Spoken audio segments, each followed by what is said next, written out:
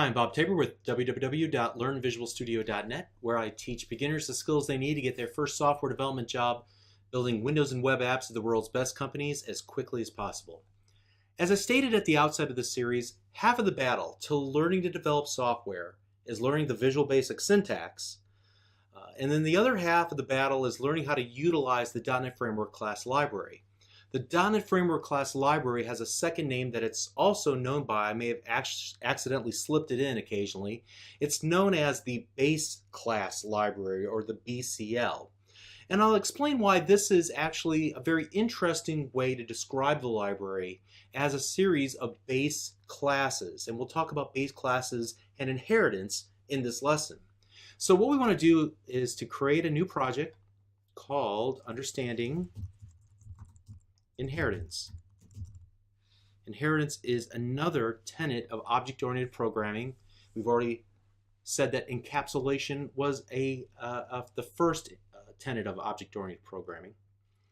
And so now I want to add a car class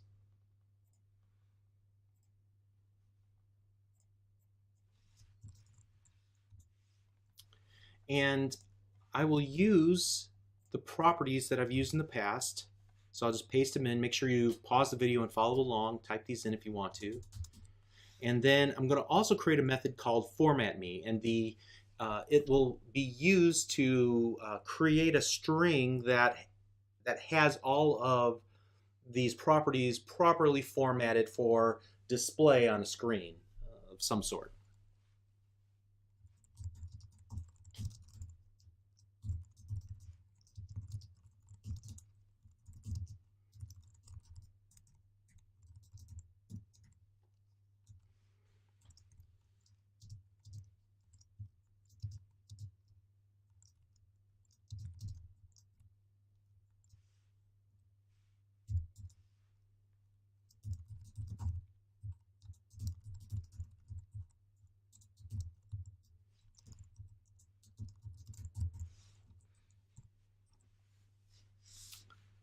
All right, and then back in module1.vb, I'm going to create an instance of this car class and set its properties, and then I'm going to call one of its methods, the method that we would expect. And actually, let me do this.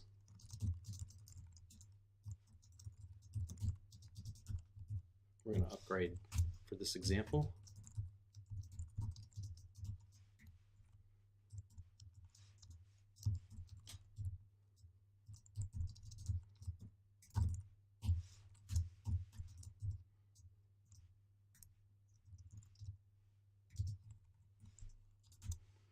And we'll go console.readline. And I'm going to create a helper method here called printCarDetails. So sub printCarDetails. And I'll pass in a car, or I'll allow it to pass in a car. So underscore car is car. And here we'll go console.writeLine. And here are the car's details. And we will call the car.formatMe, like so. And then we'll just call print car details, passing in my car. Now before we do anything else, let's make sure this actually works. And it does, great. So let's suppose for a moment that our car class here is great for cars, for describing cars, and even representing cars to screen like we see here. But we might need something different for trucks. Now, trucks are in some ways almost the same as cars, but in some ways they're just a little bit different. The types of information that I might want to store or display in my application might be slightly different than the way I want to handle cars. So I suppose I could just copy and paste, Control C, Control V, and create, and then change the name of public class car to public class truck. But if I do that, there's potentially a couple of problems with that. First of all, it violates one of our rules to never write the same code twice. It's not just a matter of having twice as much code to maintain, although that certainly will be the case. If we copy and paste the code, and what if it's buggy? What if we've done something wrong? Now we need to fix the problem in 2 or more places. Or we could even rewrite the code from scratch. It essentially is performing the same logic. However, if we weren't careful and the logic is inconsistent, then we're going to need to fix the logic in 2 or more places. So from experience, I can tell you that's not a really good idea. Okay. Second, our application might need to deal with both car objects and truck objects. Are we going to have to create 2 versions of every method? For example, this print car details. Am I going to have to create print car details, print truck details, print motorcycle details, print semi-truck details, print, I mean, the list can go on and on depending on how far we blow out this application. So it'll quickly become unwieldy if we need to add all these other similar kinds of vehicles. So ideally, we could merely borrow the things about a car that make sense for a truck, and then overwrite the parts that don't make sense anymore and add parts that trucks need that cars really don't need. Maybe like bed size or towing capacity. So we can do this by creating a new class file called truck.vb and then adding the properties and methods that specialize a truck. Now, because truck is different than a car in some small ways, at least in our application, I'm going to specialize the truck class by adding a property. So we'll start off by doing this. Right-click, select Add New Class, and we're going to call this truck.vb. And the first thing I'm going to do is say truck inherits car. And now I'm going to add to the properties from car by saying public property towing capacity as integer. All right. Now, when we go to module 1 and we attempt to create, so dim my truck as new truck, my truck dot, and notice now that I get all of the properties and methods from car, but I also get towing capacity, all right? And so let me set the properties of truck, like make equals Ford. Wait a second. I hate using extra keystrokes. Visual Basic has another keyword that I can use that'll make this a little bit simpler. Let me get rid of all this. And I'm going to use the with keyword. So with my truck, dot make equals Ford, dot model equals F950. See what's going on here? I don't have to type my truck every single time within the context of the with and with statement. Very cool. It's built for these situations where you're trying to set a bunch of properties like so. And here I can set towing capacity to 1200 units, towing capacity units. I don't know what that means, okay? All right, so as an aside, let me say my car dot towing. You can't get to the towing capacity property from car because it's specialized in the truck class, all right? All right, so there are a bunch of benefits to this inheritance model where we're inheriting everything about a car but specializing it in the truck class. The most obvious is that you can save some code. I didn't have to define all those properties and the format me method again. But another benefit is much deeper than that. Anywhere a car works, like as an input parameter to a method, like we have here, anywhere a car works, a truck will work also. So we can do something like this and pass our truck into, so print car details, my truck, and let's see if it works. Let's run the application. And we not only now can print out the car, but anything that inherits from car. So we can print out truck as well. All right?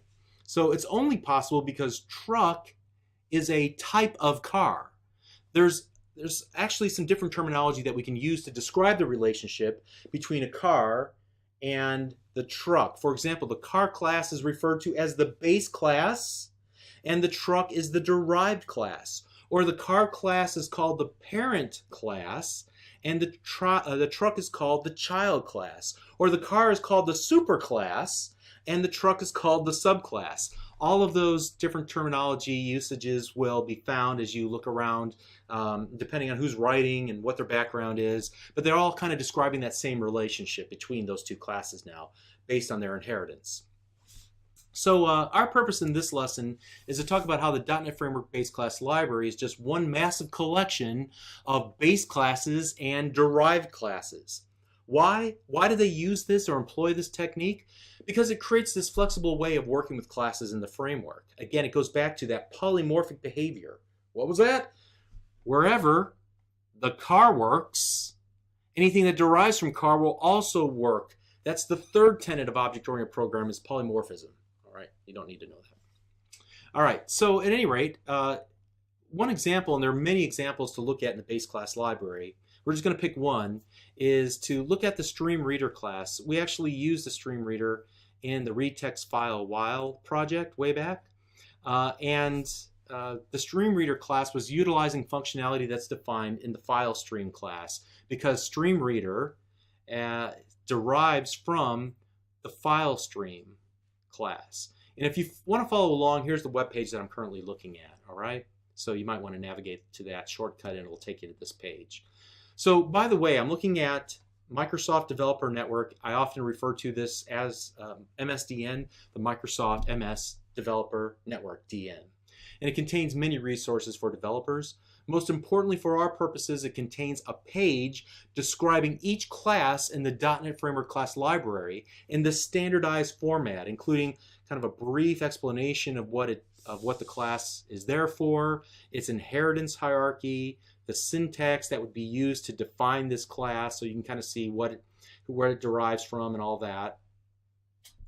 Its constructors, the different versions of the constructor that you can use, the properties that it defines, the methods that it defines, a longer explanation in the remarks area about what it's for and how to use it, and then some coding examples in different programming languages of how you would actually use this in a practical case. All right, some other more version information, what platforms they target, and also other related MSDN pages that would talk about file stream or one of its inheritors or its inheritance hierarchy. Okay, here we see that the file stream has an inheritance hierarchy. You can see that a given class, what it derives from. In this case, it goes back several generations. File stream inherits from System.io.stream, and if we go back far enough, we see that it inherits from System.Object. In fact, every class in the .NET Framework class library ultimately derives from System.Object. It's the kind of the genesis of every other class in the base class library. So if I were to click on the System.io.stream link, as you can see, the stream provides a generic view of a sequence of bytes. Now, when we were working with the stream reader, we were working with a sequence of bytes that were stored in a file. All right. If we were to click more, we can see all of the children of the System.io.stream class. All these classes derive from System.io.stream. We see our file stream class right here, but it has a number of siblings. Each of these derive from the same base class, System.io.stream. In other words, they all work with streams of bytes, even though how they work with those bytes might be dramatically different. Some of these streams of bytes work with streams of bytes in database data like Oracle or SQL Server. Some of them work with streams of bytes that are stored in zipped files, some with bytes that are streamed over the internet, and a lot more. Okay, so what I understand when I look at all of these classes is that they will help you work with bytes of data. They're all similar in how they work because they all derive from the same parent, the System.io.stream class. But the way that they work internally and what they do for you is just a tiny bit different. All right. So from a practical standpoint, once you learn about how streams work generally, you can expect similar behavior as a user of the various stream classes that we see here.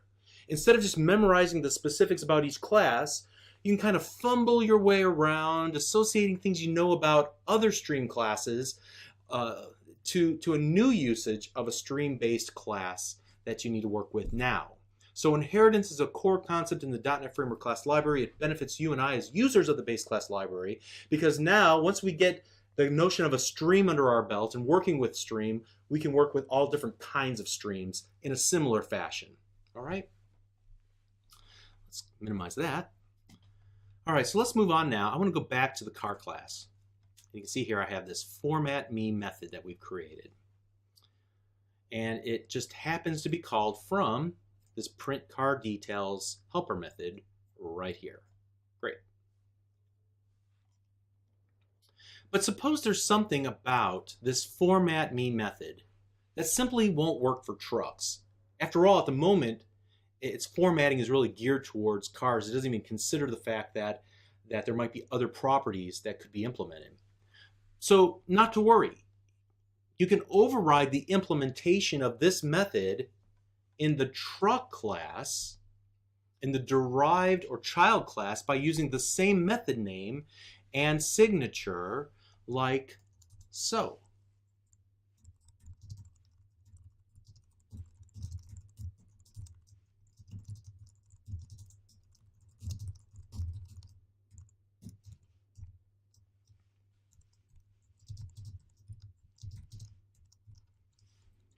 And in this case, we'll make it show the make,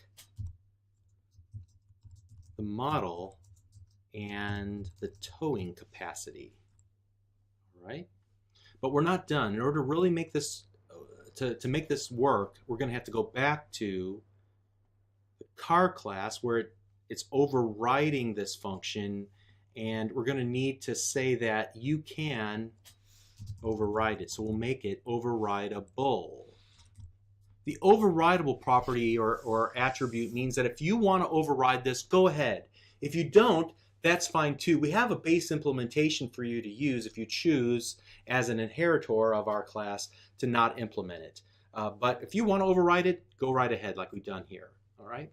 So when you run the application this time, notice that the information that we print out between the car and the truck, it's different. We're actually printing out, in this case, towing units or towing capacity as opposed to just the year and the color. Okay? So we can also change this declaration in the car class from overrideable to must override. So let me comment this out and do something like this. Public override, public must override function format me as string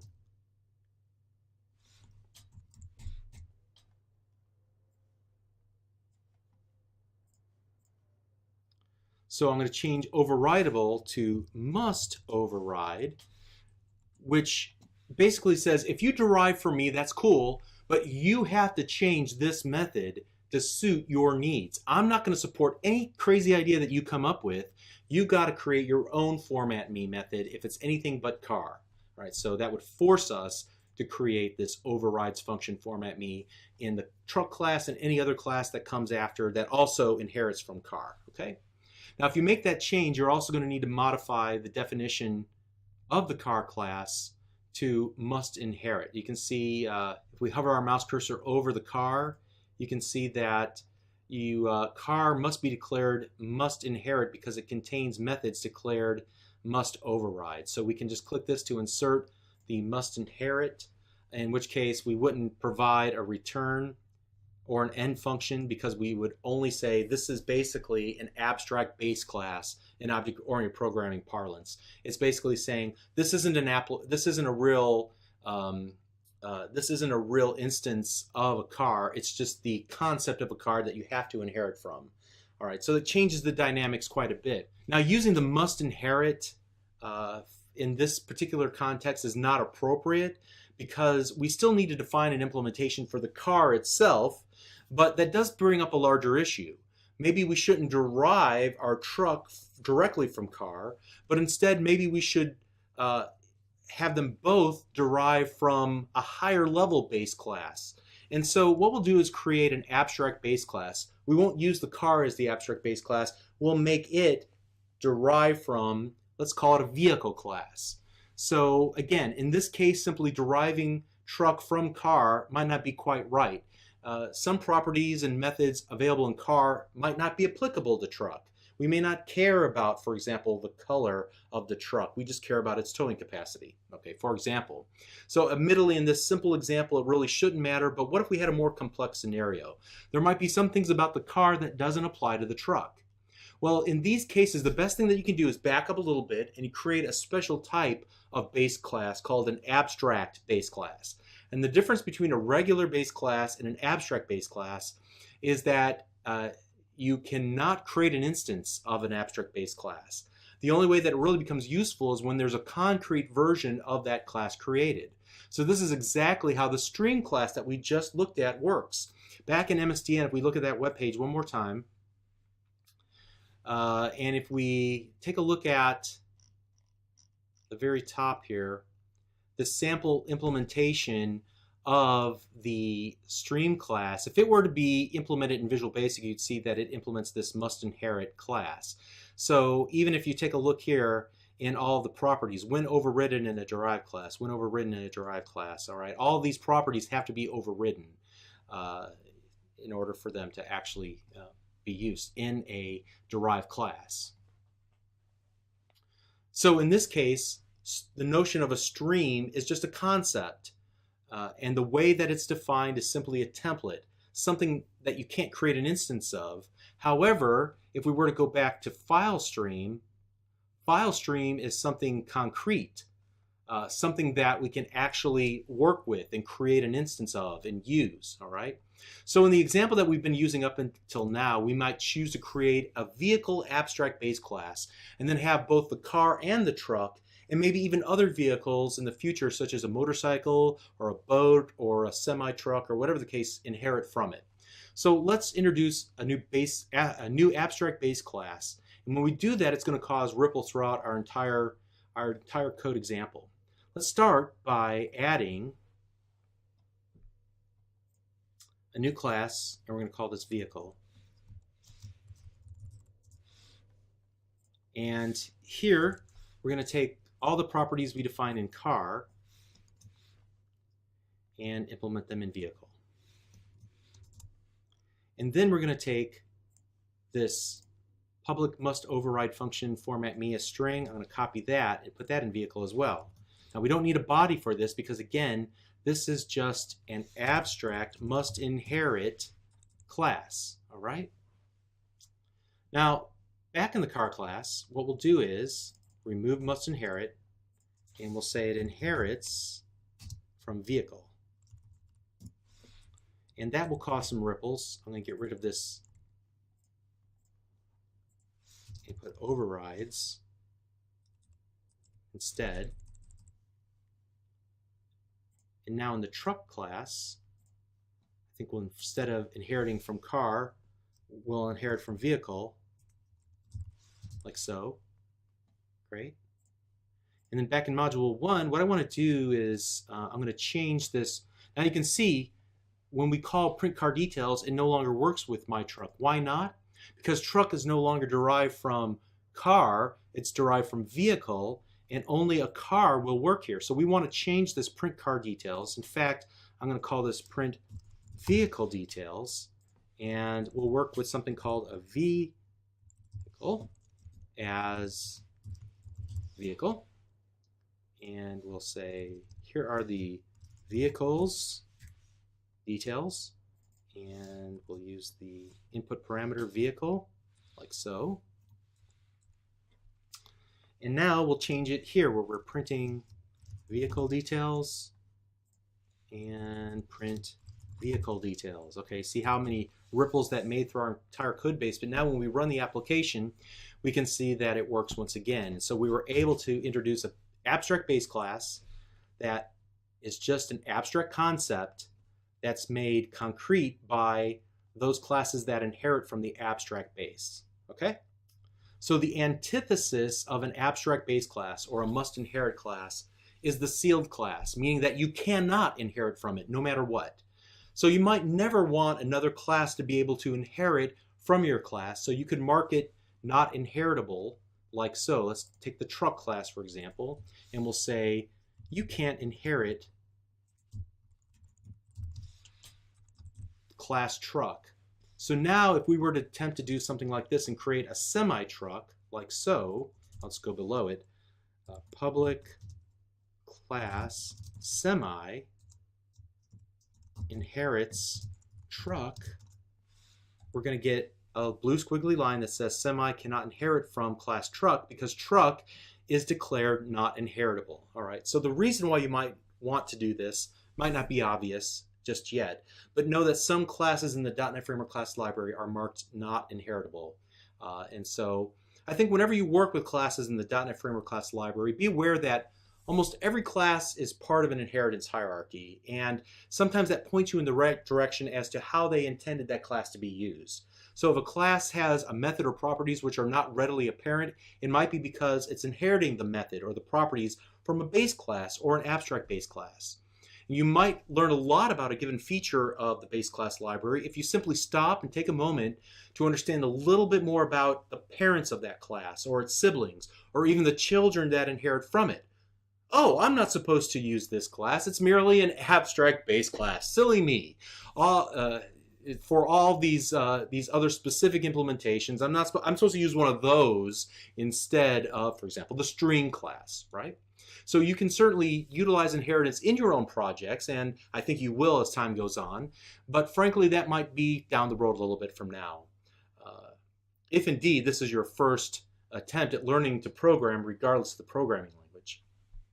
However, perhaps you're going to work at some point on a large project in the future where it makes sense to create some library of business rules and logic that can be applied and shared across the entire application or a suite or family of applications within your company. In those cases, you'll undoubtedly be in need of a good inheritance strategy.